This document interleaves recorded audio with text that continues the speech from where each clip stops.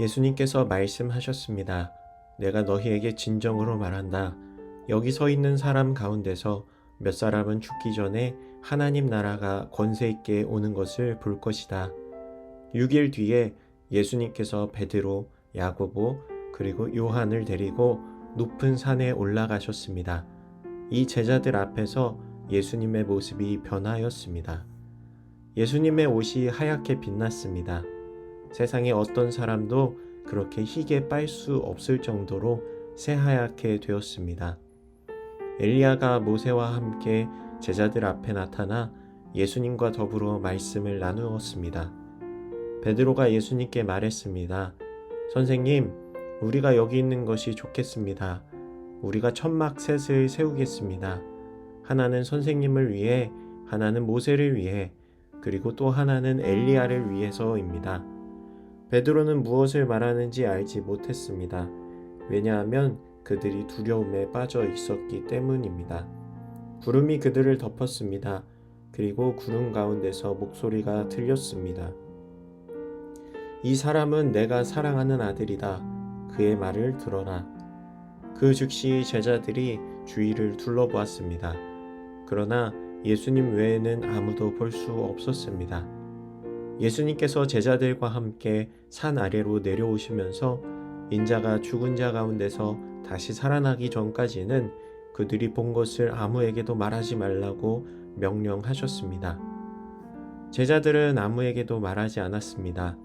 그러나 제자들은 죽은 자 가운데서 다시 살아난다는 것이 무슨 뜻인가 서로에게 물었습니다.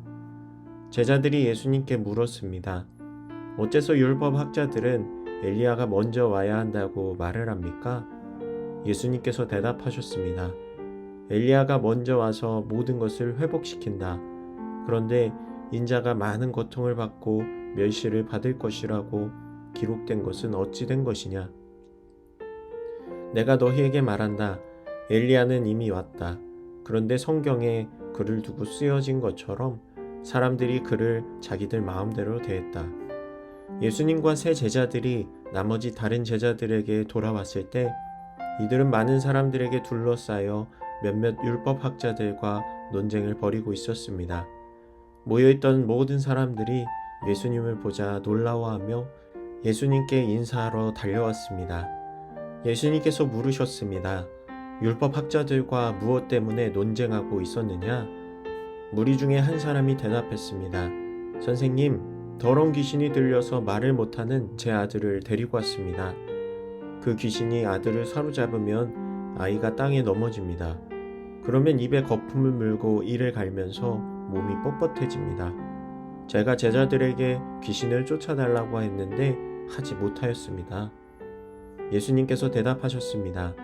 이 믿음 없는 세대여, 내가 얼마나 너희와 함께 있어야 하느냐? 내가 너희를 얼마나 더 두고 보아야 하느냐? 그를 내게로 데리고 와라. 제자들이 소년을 예수님께 데리고 왔습니다. 악한 귀신이 예수님을 보자마자 소년에게 경련을 일으켰습니다. 소년은 넘어져서 입에 거품을 물며 땅에 나뒹굴었습니다. 예수님께서 그 소년의 아버지에게 물으셨습니다. 이렇게 된 지가 얼마나 되었느냐? 어려서부터입니다. 귀신이 자주 아이를 죽이려고 불속이나 물속에 내던지기도 하였습니다. 할 수만 있다면 불쌍히 여기시고 도와주십시오. 예수님께서 그에게 말씀하셨습니다. 할 수만 있다면이 무슨 말이냐? 믿는 사람에게는 모든 것이 가능하다. 소년의 아버지가 즉시 소리쳤습니다. 제가 믿습니다. 제 믿음 없는 것을 도와주십시오. 예수님께서 많은 사람들이 달려와 모여드는 것을 보시고 더러운 귀신을 꾸짖으셨습니다. 이 듣지 못하고 말 못하게 하는 귀신아, 내가 너에게 명령한다. 소년에게서 나와 다시는 들어가지 마라. 더러운 귀신은 소리를 지르고 소년에게 경련을 일으키게 하고 나갔습니다. 소년은 마치 시체처럼 되었습니다. 그래서 사람들이 죽었다 라고 말했습니다. 그러나 예수님께서 손을 잡고 일으키자 소년이 일어났습니다. 예수님께서 집으로 들어가셨을 때 제자들이 조용히 여쭈었습니다. 어째서 우리는 내쫓지 못했습니까? 예수님께서는 이런 종류의 귀신은 오직 기도로만 쫓아낼 수 있다고 대답하셨습니다. 예수님과 제자들이 그곳을 떠나 갈릴리를 지나가셨습니다. 예수님께서는 이것을 알리기를 꺼려하셨습니다. 예수님께서 제자들을 가르치셨습니다. 인자가 사람들의 손에 넘겨질 것이고 그들은 인자를 죽일 것이다. 그러나 죽은 지 3일 뒤에 다시 살아날 것이다. 그러나 제자들은 이 말씀을 이해하지 못했습니다. 그리고 예수님께 묻기를 두려워했습니다. 예수님과 제자들이 가버나움으로 갔습니다. 예수님께서 집에 계실 때 제자들에게 물으셨습니다. 너희가 오는 길에 무엇을 두고 논쟁을 벌였느냐? 제자들은 잠잠했습니다. 왜냐하면 그들이 자기들 중에서 누가 가장 높은가를 두고 길에서 다투었기 때문입니다.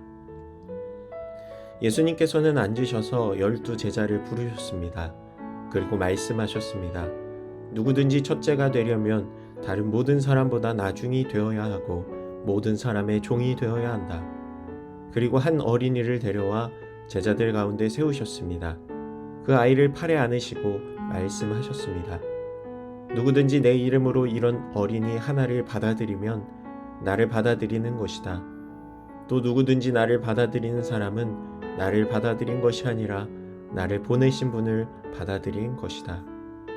요한이 예수님께 말했습니다. 선생님의 이름으로 귀신을 내쫓는 사람을 보고 하지 못하게 하였습니다. 그것은 그 사람은 우리를 따르지 않는 사람이기 때문입니다. 예수님께서 말씀하셨습니다. 그를 막지 마라.